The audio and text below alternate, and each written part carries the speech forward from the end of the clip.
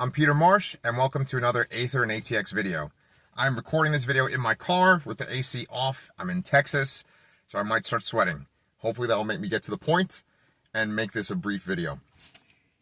For today, we're going to be talking about communication, your beliefs, and how this might affect your manifestation.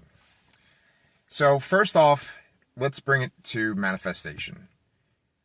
Almost every time I watch a manifestation video on YouTube, or I read something about manifestation, the teacher talks about being the person who is living your dream fulfilled. You see your ideal life, you see who you want to be with, what your financial status would be, where you'd be living. You see all these ideal factors, your best possible life. And the way to make those things happen, besides taking action in the 3D tangible world, is to act like you have those things already. Now, I know from practicing manifestation that this is not an easy thing to do. It's not easy to act like I have a ton of money when I have a teacher's salary, right? It's not easy to be like, I'm a published author and I don't have any published books, right? There's constant reminders in the 3D tangible world that you don't have the thing that you want yet, right? Now, I take actions towards each of those goals in the 3D tangible world. I write 4,000 words a day. You know, there's all different things I do, right? And that's a key part of it. You can't neglect that part. You can't just imagine these things and they'll happen. But when it comes to acting like the person that's living that life, you can do it on a certain level. You can think about what you're going to say before you say it. A lot of times, I know from my own personal experience, I'll get into a certain situation and I'll just, as like a knee-jerk reaction, I will say something to someone, you know, and I don't necessarily mean to say it. It doesn't come out the right way. And there it is out in the world, right? Just taking that step back and thinking about, well, how would the ideal version of myself that has all of these things that I want to have, how would they act in this situation? Now, with today's video, I kind of want to help, like, give suggestions on how you could act like that person, okay? But one key thing that's going to be really important to this discussion is talking about communication. We communicate so many different things with people without even using our words, okay? I've been in this one particular job for 8 years now, and I work in education. I work in the field of behavior. I work with students that have challenging behaviors. I teach teachers on how to work with students that have challenging behaviors. I've been trained with different programs on how to work with students that are going into a crisis and how to de-escalate them, right?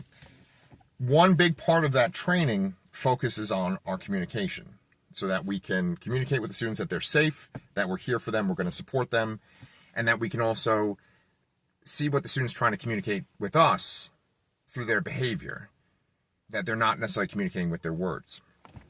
So when it comes to communication in this training, which I'm not going to reference because it is like a thing that you have to pay for and stuff, I'm just going to allude to it. They say that our communication is only made up of, well, let me see, I'm already messing this part up. This is kind of ironic. When it comes to communication, the words that we use are only 7% of how we communicate. So where does the rest of the communication come from? The 93%. I'm going to tell you.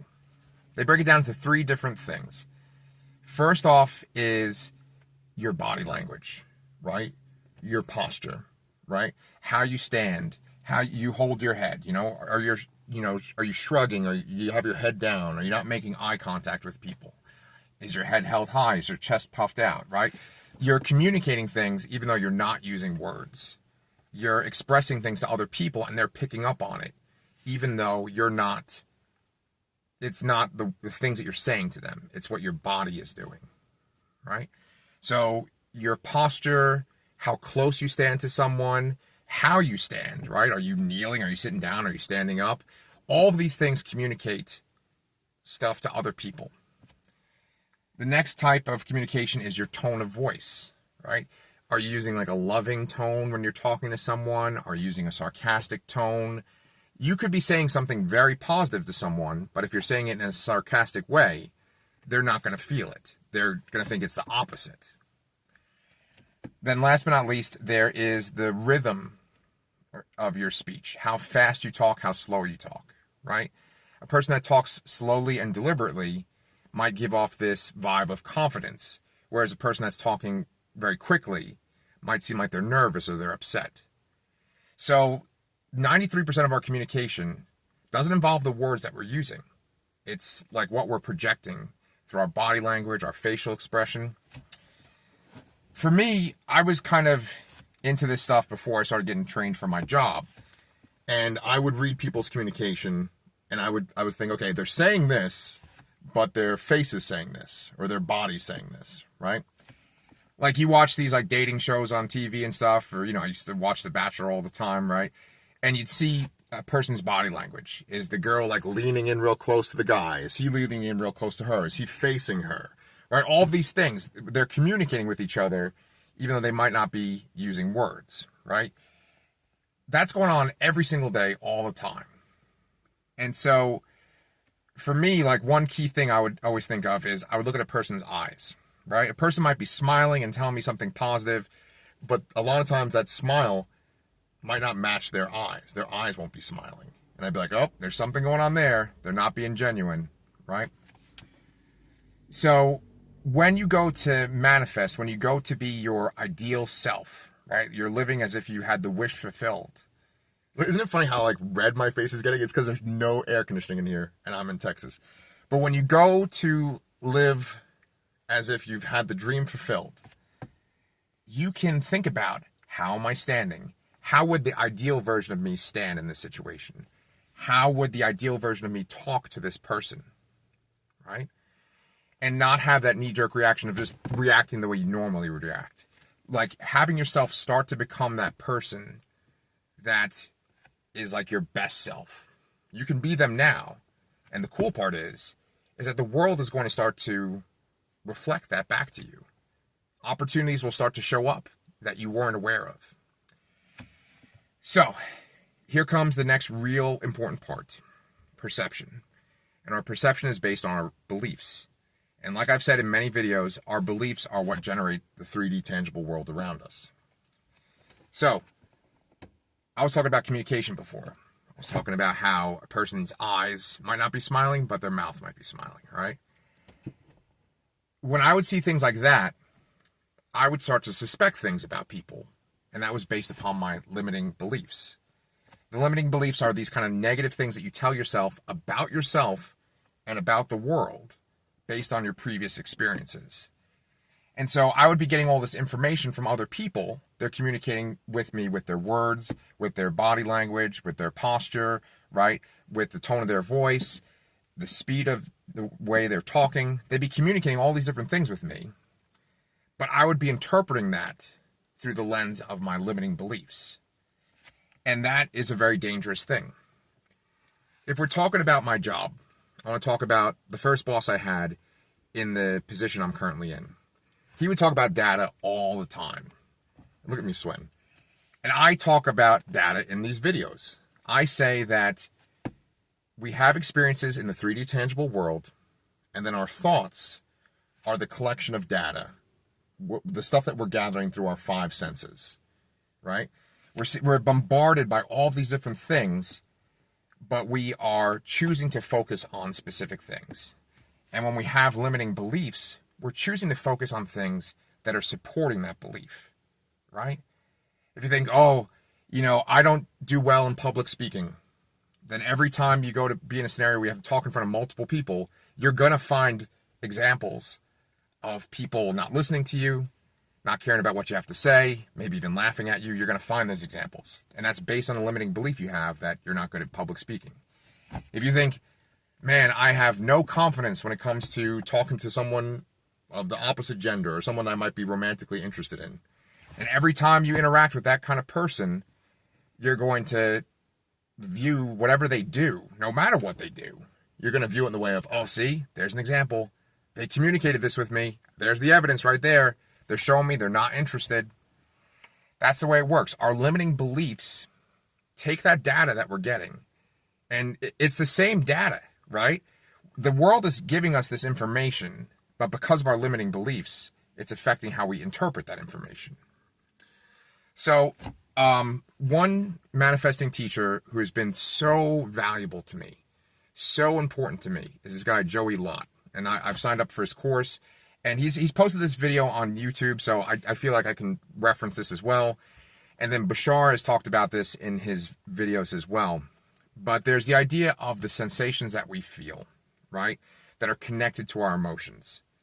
And I'm sorry, y'all, I gotta turn my AC on, otherwise I might die while I'm filming this video. So anyway, here's a very important part. Now my voice is gonna get all echoey and shit too, okay? In Joey Lott's YouTube video, so this is like public information, it's not from his course, he talks about how he wants you to think about one of your limiting beliefs that you have about yourself, okay? So you think about this limiting belief, and then he wants you to think about how you physically feel when you have that limiting belief. How does it make you feel inside? Then focus on that feeling, understand where it's coming from in your body, and then think about like what parts of your body are being affected. So I'm going to give you my example, right? I had certain limiting beliefs, and I probably still do, but I try not to give into them. And I know that when I have them, here's the sensations I have. I have like a tightness right around the center of my face. I have a tightness in my neck, maybe a little bit in my chest too. And it's funny because I've looked up these these like physical sensations, I've looked them up.